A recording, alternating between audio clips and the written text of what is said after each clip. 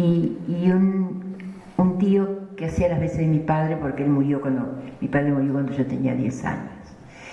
Esa familia, en mi casa no había libros, había otras urgencias. Y mi madre empezó, y mi tío, a comprar libros cuando yo empecé a comprar libros, porque era lo que me lo financiaba. Pero ¿por qué me gustó? A veces he pensado, y he llegado a esta edad pensando mucho en por qué Dios me dio ese regalo de que me gustara la lectura. Y pienso que el motivo fue que, si bien en mi casa no había libros, mis tías y mi madre me empezaron a llevar al teatro a los 7 años. A los 7 años yo recuerdo todavía las discusiones que había con el acomodador, que decía, pero esta niña no puede entrar, y mi madre decía, pero yo la escondo si viene un inspector. Bueno, era una serie de situaciones que me permitieron que yo viera ese desdoblamiento que me tienen que haber impresionado, pienso yo, de los personajes, porque nosotros vivíamos en la aduana, yo nací en Ciudad Vieja, a la cual tengo un enorme cariño, y íbamos a ver siempre la salida del barco de la carrera que unía Montevideo a Buenos Aires. Íbamos con mi madre y mis tías, y yo veía embarcar a Mirta Legrand, por ejemplo, y la veía en el teatro, y no era Mirta Legrand, era otra persona que tenía otro nombre, y me debía haber impresionado ese desdoblamiento que uno va a hacerlo en la novela. Cada personaje es un mundo de ficción y un mundo de realidad. Ese mundo de ficción y ese mundo de realidad fue lo que me introdujo a mí, evidentemente, en la lectura. Yo siempre que visito los centros de enseñanza les digo que la lectura uno la puede, cualquier cosa puede motivar el gusto por la lectura de los cómics, la lectura de revistas, las películas, pero también las telenovelas. Cuando yo llegué a Tacuarembó no había tele ni había computadora, es decir, teníamos que escribir manuscritos. Cuando yo decidía, yo no sabía escribir a máquina, y cuando entró Cristina a trabajar conmigo, que era una experta en la máquina, y después entramos en la máquina eléctrica, más experta todavía, ella me llevaba el manuscrito a la máquina.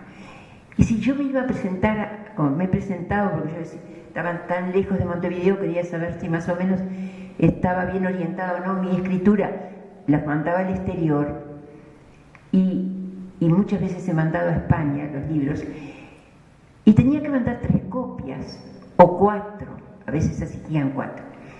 Eso era tremendo. El pobre Cristina hacía las 3 copias, la última no salía tan bien, y para yo guardar una copia para mí, tenía que volver a escribir las 300 o 350 páginas que tenía la novela. Y eso era torturante. Hasta que un día, en ese momento, mi yerno, el señor Tercera, vino y me dijo, viene una cosa revolucionaria que te va a servir, que es la computadora. Tú escribí la novela, le digo, ¿pero qué voy a escribir la novela si yo no sé escribir a la máquina? Dice, sí, pero aunque no se escriba esa máquina, tú vas a poder escribir.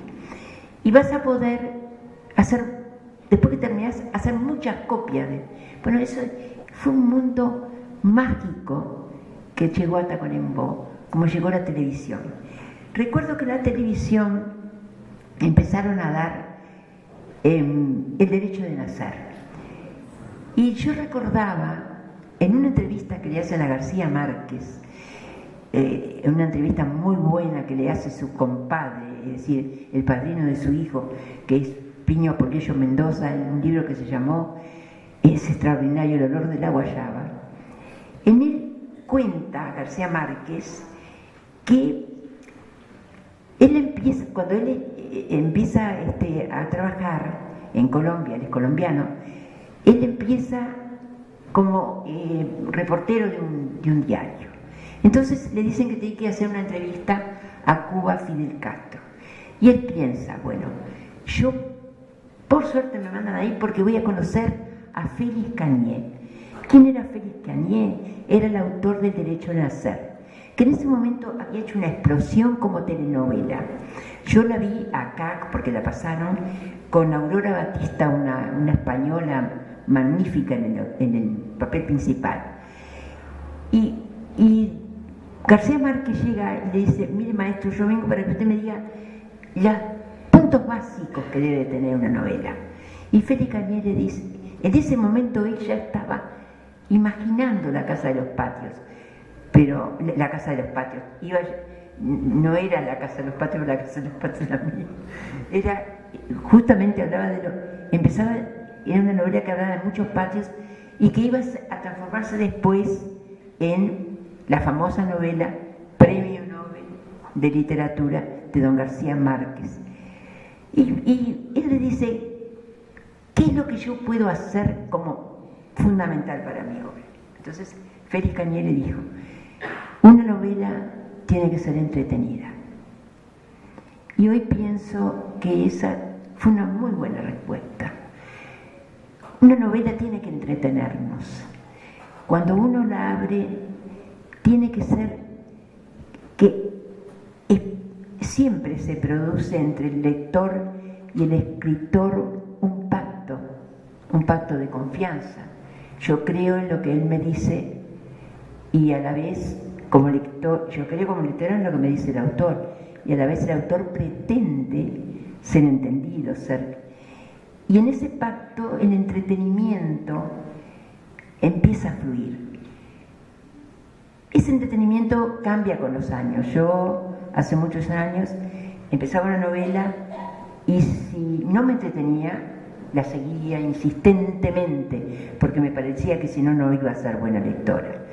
Pero al final, ahora por ejemplo, si la novela, en las pocas páginas no me gusta, con los años que tengo la dejo porque no me da el tiempo que me queda para todo lo que tengo que leer.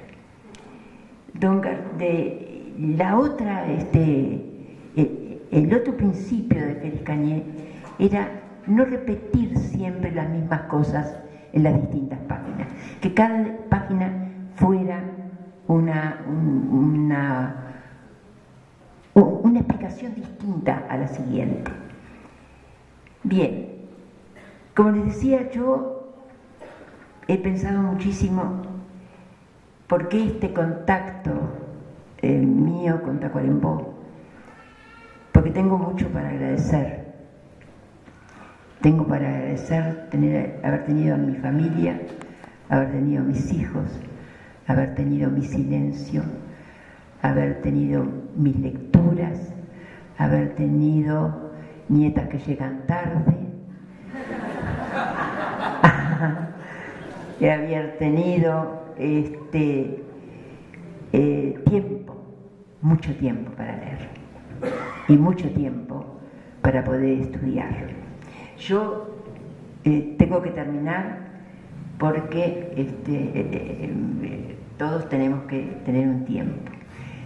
Quiero decirles que estoy muy agradecida a todos los que me han acompañado.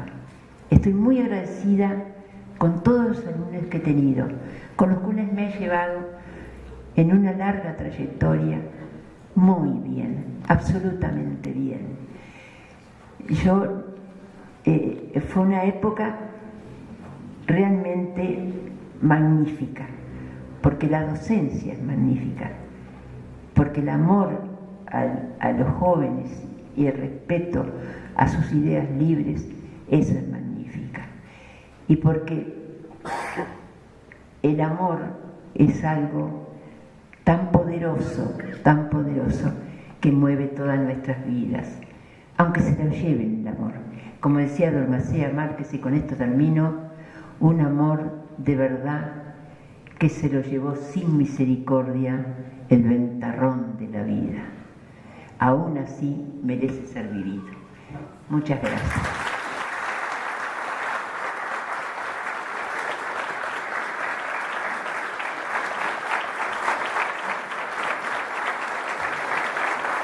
De esta forma